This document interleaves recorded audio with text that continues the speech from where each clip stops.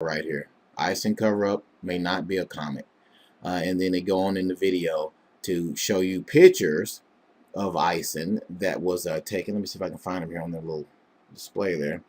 They go here and they show you different pictures of Ison, like right there, which makes Ison look like it's broken up into three different parts, or there's three different objects inside of Ison. First of all, guys, Ison is nothing more than a comet. It's a underperforming comet right now. It's not even performing the way the government, has hyped it to be. Now, Comet Ison is getting brighter slowly. There's nothing spectacular about Comet Ison at all. It's just a comet coming into our inner solar system. And I'll show you the latest picture from Comet Ison here shortly.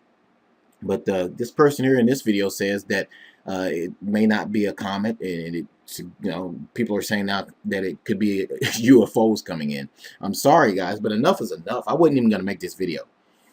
Comet Ison is nothing more than a comet, plain and simple. And to help show you that real fast, here's the latest picture of Comet Ison. As you can see here, now I'm going to take that latest picture and I'm going to turn it into a heat map.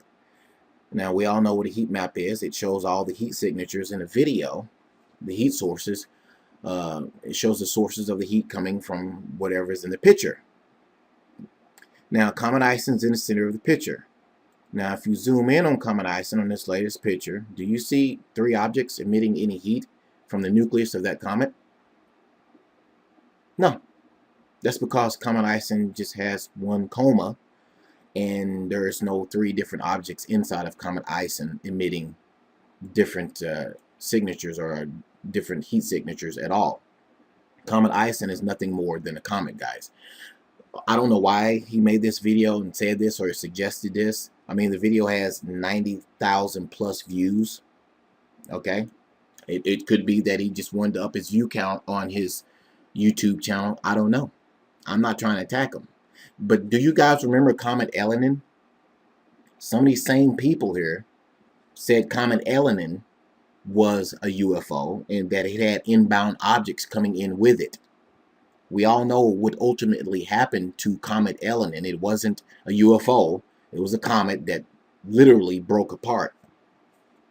All I'm saying is, guys, Comet Ison is a distraction. Anytime the government tells you to watch something or to pay attention to something, it's only because they don't want you paying attention to something else that's going on.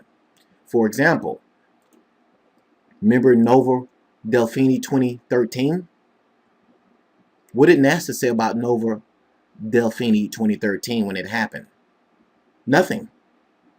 They didn't even mention it. All they keep talking about is Ison. There has to be a reason why they're constantly talking about Ison and nothing else is going on in the heavenly skies.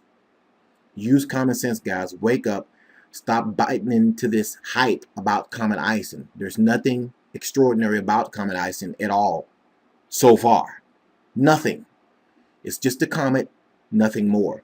Now, I'm going to take you on over to a video that somebody did by the name of Messier Hunter. I suggest you guys subscribe to his channel. The link is under this video. He explains exactly why in the picture you saw what you saw, the three different looking objects in the picture. He explains that to you because it's nothing more than common sense, guys.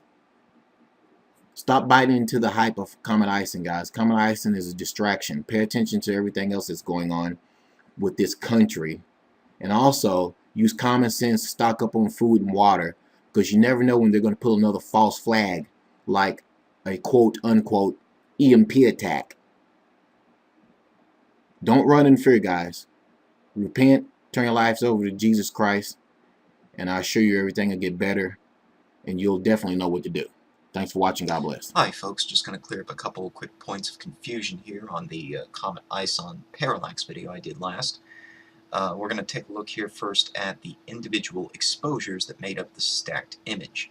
So you can see in each exposure there's just one nucleus which forms a line in all of the exposures. The coma and the nucleus are indeed visible in all of the individual exposures, but there's only one nucleus, one coma, one tail in each of the exposures.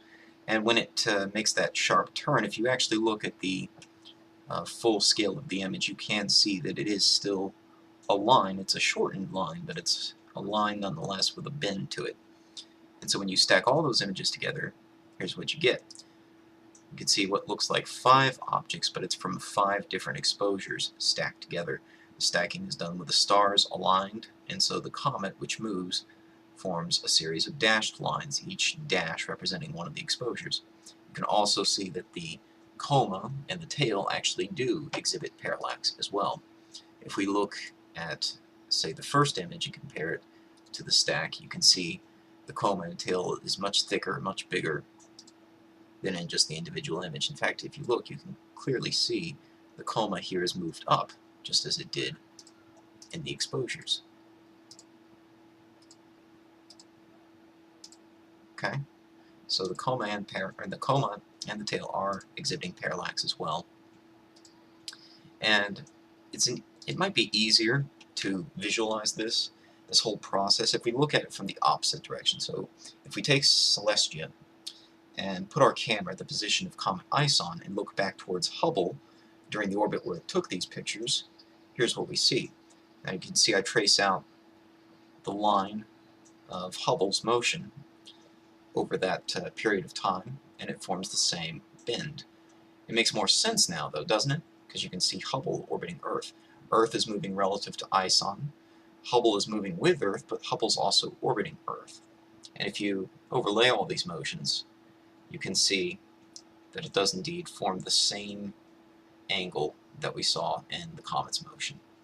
That's all that's really happening here. This is the parallax occurring from Hubble orbiting Earth. If you were at a stationary point on Earth and watching Ison, say right about here, sorry it moves kind of fast, but you can kind of see it would form a straight line if you were just a stationary observer on Earth. But Hubble is not a stationary observer on